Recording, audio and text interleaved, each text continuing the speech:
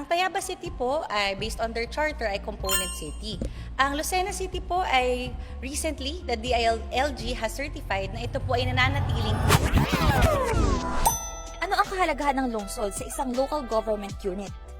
From a municipality to a city po kasi, it will entail an increase in revenue, an increase in income po, national tax allotment. So magkakaroon po silang ibang category at dahil patuloy po ang progreso doon sa na-convert na lungsod, ito po ay binibigyan sila ng more autonomy or independence para ma-deliver po ang mga basic service sa ating mamamayan.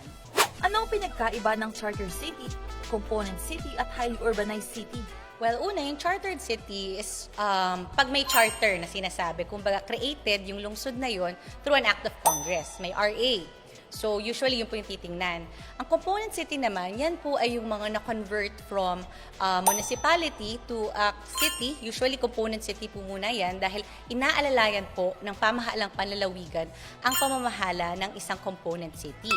Meron man tayong tinatawag na highly urbanized city na mas independent na po kaysa component city. Kung ang component city po ay under ng administrative supervision of the provincial government, highly urbanized city po ay independent. Kumbaga halos ka-level na po ng probinsya.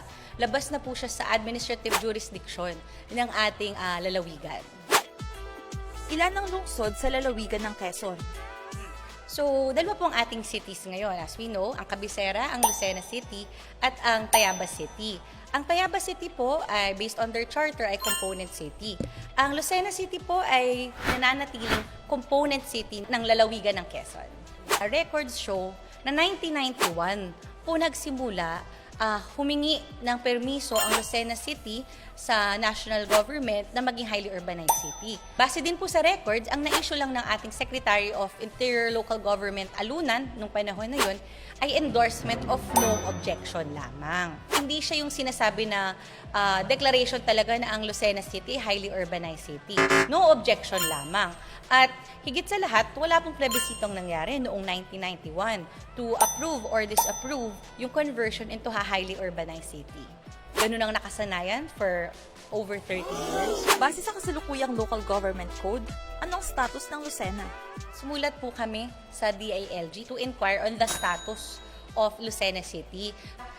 Sinabi po doon ng DILG through Yusek Benitez sa kanyang DILG opinion na yung SILG endorsement ay hindi sapat na declaration upang tawaging isang highly urbanized city ang lungsod ng Lucena. Then, on May 13, 2026, through Secretary John Vic Remulla, nag-issue po siya ng certification stating na ang Lucena City ay hindi na-complete yung process sa pagko-convert into a highly urbanized city dahil wala po silang presidential proclamation as required under the local government code at wala pong plebisito as required sa ating saligang batas at local government code.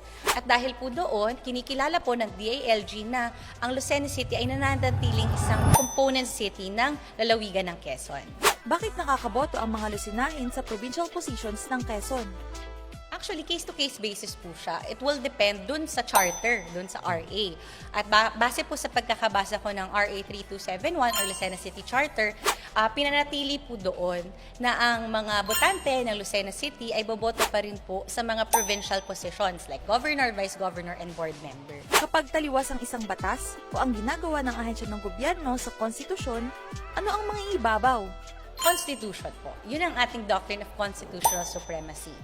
So, kunwari po, ang charter against the Constitution pa rin po ang magpe-prevail.